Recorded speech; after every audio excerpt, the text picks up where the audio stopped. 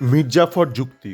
মির্জাফর যুক্তি আমি একটা বিষয় নিয়ে আলোচনা করব, যেটা মনে হয় শুধু ইস্টবেঙ্গল ফ্যানদের ক্ষেত্রে নয়, আমাদের সমাজের ক্ষেত্রেও প্রযোজ্য, মানে সামগ্রিকভাবেই প্রযোজ্য। একটু আলোচনা করব কিভাবে মির্জাফর যুক্তি দৌলতে বা এর কল্যাণে বলুন বা অকল্যাণে সাধারণ মানুষের বোধ, বুদ্ধি, চিন্তা করার শক্তি লোপ পেয়ে যায়। আমরা দেখছি বিভিন্ন ক্ষেত্রে আমরা একজন মির্জাফরকে ধরে নিচ্ছি। আমরা প্রথমে মির্জাফরটা নিয়ে আলোচনা করি, তারপরে আলোচনা করব কিভাবে সেটা ইস্ট বেঙ্গল বা ভারতীয় ফুটবলের ক্ষেত্রে প্রযোজ্য।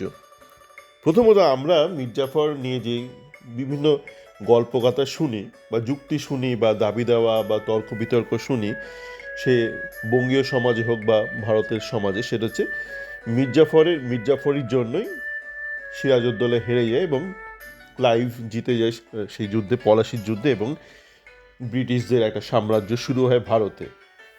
এরপর বিভিন্ন পক্ষ আছে, কেউ কেউ ধর্মের ভিত্তিতে ব্যাপারটা ব্যাখ্যা দেওয়ার চেষ্টা করেন যে না, মানে মির্জাফর হিন্দুত্বের জন্য। আমরা ওই দিকেই যাচ্ছি না, আমরা এই মির্জাফরের এই যে বেসিক জিনিসটা নিয়ে একটু আলোচনা করি।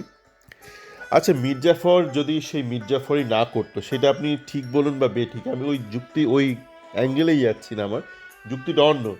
যদি মির্জাফর এই ঘটনাটা না ঘটাতো, যদি ক্লাইভ সেদিন জিততে না পারতো, সিরাজউদ্দৌলা যদি সেদিনের যুদ্ধে জিতেও যেত, তাহলে কি হতো?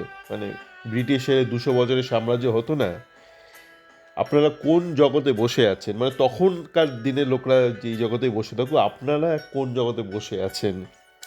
আপনারা তখনকার দিনের কথাটা একটু, বিশ্ব রাজনীতির কথাটা একটু মনে করার চেষ্টা করুন। সেই সময় কিন্তু তার আশেপাশে সময় ব্রিটিশ গোটা বিশ্বে নিজের সাম্রাজ্য বিস্তার করেছে এবং প্রায় 200 বছর সেটা টেনে নিয়ে গেছে। তা আপনি মনে করছেন এক মির্জাফর যদি সেদিন মির্জাফরই না করতো, ব্রিটিশ ভারতে ঢুকতো না? সেদিন ঢুকতো না, পরের দিন ঢুকতো, তারপরের দিন ঢুকতো, বাংলায় না হলে অন্য কোথাও দিয়ে ঢুকতো।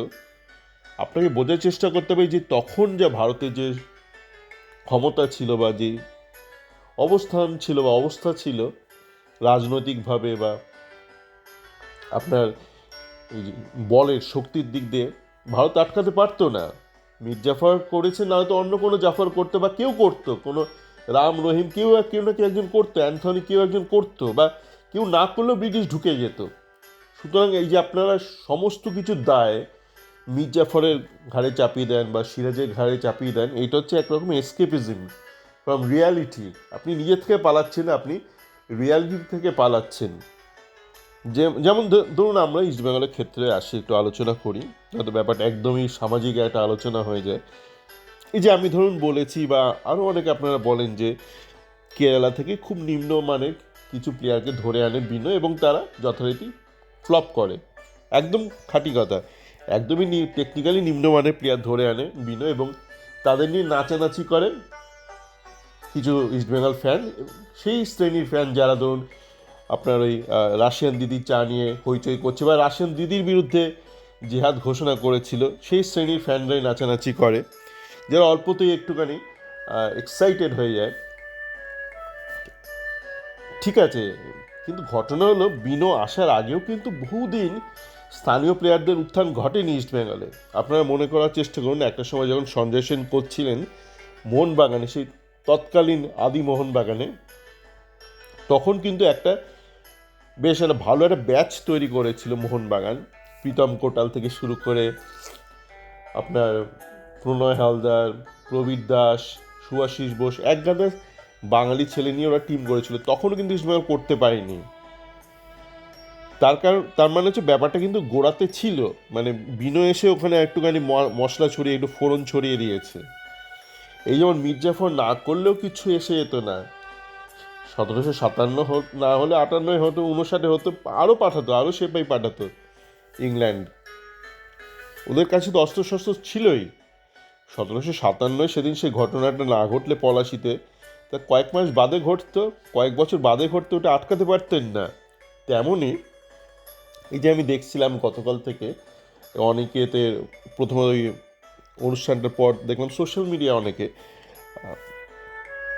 যারা একটুখানি মানে প্রো তৃণমূল কংগ্রেস বা প্রো সরকার যাই বলুন, প্রো তৃণমূল কংগ্রেসই বলবো, তারা অনেকে বলছে যে উড়িষ্যার যে বিজেপি সরকার তারা যে মাছ মাংস নিষিদ্ধ করলো পুরীতে, তার ফলস্বরূপ পুরীর ট্যুরিজমে বিশাল হ্রাস পাবে এবং দীঘার জয় জয়কার হবে। ব্যাপারটা তা নয়, যদি নাও করতে কিচ্ছু হতো না, ব্যাপারটা একটু ত্বরান্বিত করলো এই মাছ মাংস নিষেধাজ্ঞাটা, পুরীর ক্ষয়টাকে একটু ত্বরান্বিত করলো, ট্যুরিজমের অ্যাসপেক্টে বলছি, ক্ষয় করলো। কিন্তু আপনি যদি দীঘাকে যদি দেখেন, আমি গিয়েছিলাম তো 1.5 বছর আগে ভারতে যখন গিয়েছিলাম, একাধিকবার গিয়েছি বেশ কয়েক বছরে, গত কয়েক বছরে কলকাতায়।